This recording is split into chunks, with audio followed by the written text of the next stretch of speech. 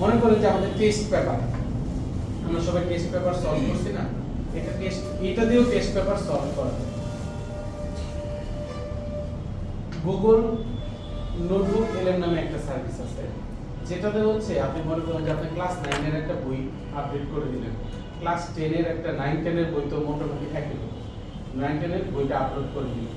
গত বছর এসএসসি তে যে প্রশ্নগুলো আসছিল সেই প্রশ্নটা আপনি আপলোড করে দিলেন। সেই প্রশ্নটা আপনি হচ্ছে আগে বইটা আপলোড করলেন, তার প্রশ্নগুলো দিয়ে তাকে বললেন এই প্রশ্নগুলো উত্তরগুলো লিখে দাও।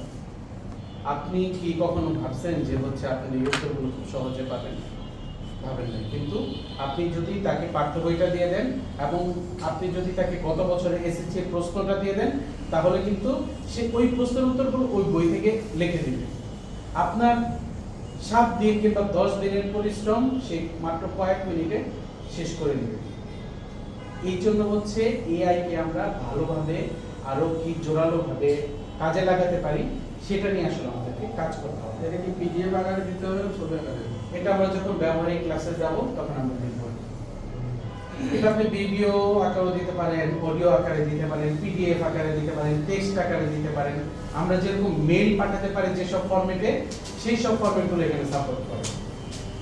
তো হচ্ছে আমরা একটা জিনিস পেলাম হচ্ছে দ্রুত নিউজ বিশ্লেষণ করে দেয়, তারপরে হচ্ছে ডেটা বিশ্লেষণ করে দেয়।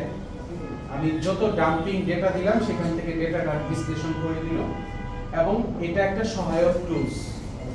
আমরা সব সময় বলি যে এআই হচ্ছে আমাদের চাকরি খেয়ে দিবে, এআই আমাদের কার্যক্ষমতা মানে কমিয়ে দিবে, আমরা হচ্ছে অনেক লোকের চাকরি যাবে।